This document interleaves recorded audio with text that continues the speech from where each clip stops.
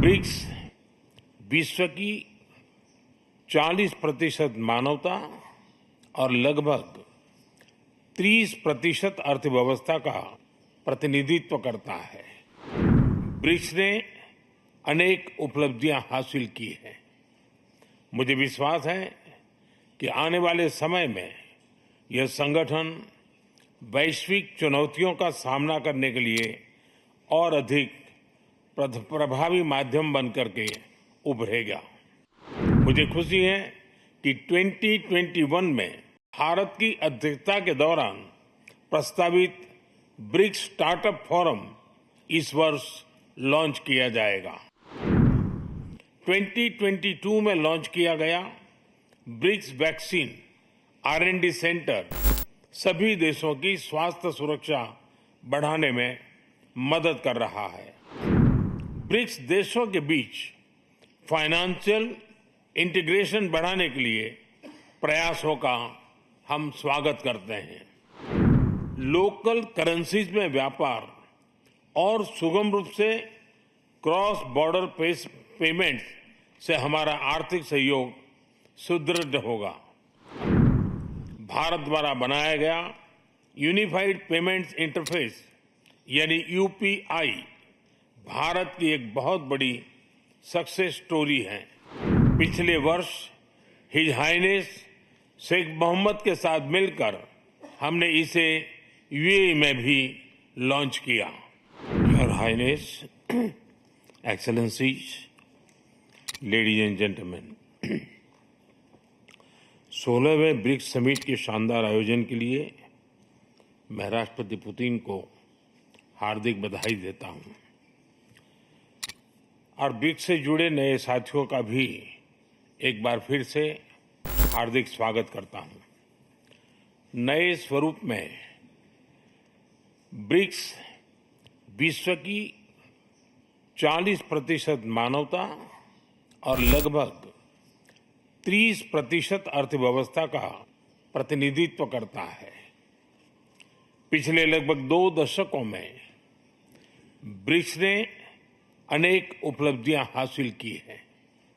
मुझे विश्वास है कि आने वाले समय में यह संगठन वैश्विक चुनौतियों का सामना करने के लिए और अधिक प्रभावी माध्यम बनकर के उभरेगा। फ्रेंड्स, मैं न्यू डेवलपमेंट बैंक के अध्यक्ष हर एक्सेलेंसी दिल्मा रूसेफ का अभिनंदन करता हूं। पिछले 10 वर्षों में यह बैंक ग्लोबल साउथ के देशों के विकास के लिए महत्वपूर्ण विकल्प के रूप में उभर रहा है।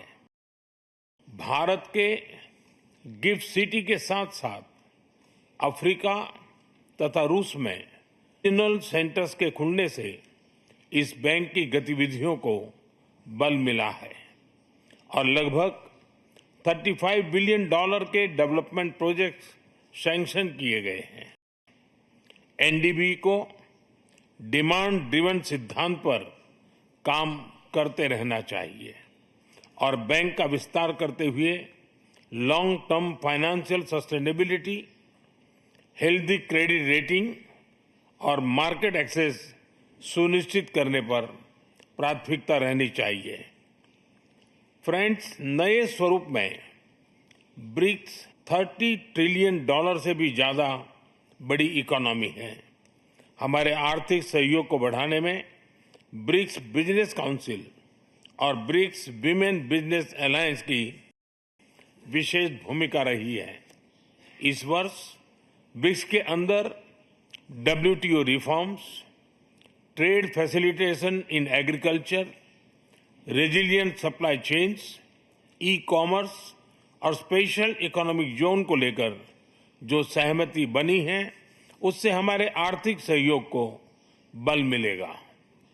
इन सब पहलों के बीच हमें स्मॉल और मीडियम स्केल इंडस्ट्री के हितों पर भी फोकस करना चाहिए। मुझे खुशी है कि 2021 में भारत की अध्यक्षता के दौरान प्रस्तावित ब्रिक्स स्टार्टअप फोरम इस वर्ष लॉन्च किया जाएगा। भारत द्वारा दिया गया रेलवे रिसर्च नेटवर्क का इनिशिएटिव भी ब्रिक्स देशों के बीच लॉजिस्टिक्स और सप्लाई चेन कनेक्टिविटी बढ़ाने में अहम भूमिका निभा रहा है। इस साल ब्रिक्स देशों में यूनिडो के साथ मिलकर इंडस्ट्री 4.0 के लिए स्किल्ड वर्कफोर्स तैयार करने पर बनी सहमति बहुत ही महत्वपूर्ण है। 2022 में लॉन्च किया गया ब्रिक्स वैक्सीन R&D सेंटर सभी देशों की स्वास्थ्य सुरक्षा बढ़ाने में मदद कर रहा है। हमें डिजिटल हेल्थ में भारत का सफल अनुभव ब्रिक्स पार्टनर्स के साथ साझा करने में खुशी होगी। फ्रेंड्स, क्लाइमेट चेंज हमारी साझी प्राथमिकता का विषय रहा है। रूस की अध्यक्षता में BRICS open carbon market partnership के लिए बनी सहमति का स्वागत करता है। भारत में भी green growth, climate resilient infrastructure और ग्रीन ट्रांजिशन पर विशेष रूप से बल दिया जा रहा है। International solar alliance, coalition for disaster resilient infrastructure, mission life यानी लाइफस्टाइल फॉर एनवायरमेंट, एक पेड़ मां के नाम जैसे इनिशिएटिव लिए गए हैं। पिछले वर्ष COP28 के दौरान हमने ग्रीन क्रेडिट जैसे महत्वपूर्ण पहल की शुरुआत की। मैं ब्रिक्स पार्टनर्स को इन इनिशिएटिव से जुड़ने के लिए आमंत्रित करता हूं। ब्रिक्स के सभी देशों में इंफ्रास्ट्रक्चर के निर्माण पर विशेष रूप से बल दिया जा रहा है। भारत में मल्टी मॉडल कनेक्टिविटी को तेजी से बढ़ाने के लिए हमने गति शक्ति पोर्टल बनाया है। इससे इंफ्रास्ट्रक्चर विकास के लिए इंटीग्रेटेड प्लानिंग और इम्प्लीमेंटेशन में मदद मिली है और लॉजिस्टिक कॉस्ट कम हुई है। हमारे अनुभव आप सभी के साथ साझा करने में हमें खुशी होगी। फ्रेंड्स, ब्रिक्स देशों के बीच फाइनेंशियल इंटीग्रेशन बढ़ाने के लिए प्रयासों का हम स्वागत करते हैं। लोकल करेंसीज में व्यापार और सुगम रूप से क्रॉस बॉर्डर पेमेंट से हमारा आर्थिक सहयोग सुदृढ़ होगा। भारत द्वारा बनाया गया यूनिफाइड पेमेंट्स इंटरफेस यानी यूपीआई भारत की एक बहुत बड़ी सक्सेस स्टोरी है। इसे कई देशों में अपनाया गया है। पिछले वर्ष हिज हाइनेस शेख मोहम्मद के साथ मिलकर हमने इसे यूएई में भी लॉन्च किया। अन्य ब्रिक्स देशों के साथ भी इसमें सहयोग किया जा सकता है। फ्रेंड्स, भारत ब्रिक्स के अंतर्गत सहयोग बढ़ाने के लिए पूरी तरह से प्रतिबद्ध है। हमारी विविधता और मल्टीपोलरिटी में हमारा दृढ़ विश्वास हमारी ताकत है। हमारी यही ताकत और मानवता में साझा विश्वास हमारी भावी पीढ़ी के समृद्ध और सशक्त भविष्य को सार्थक रूप देने में सहयोग होगा।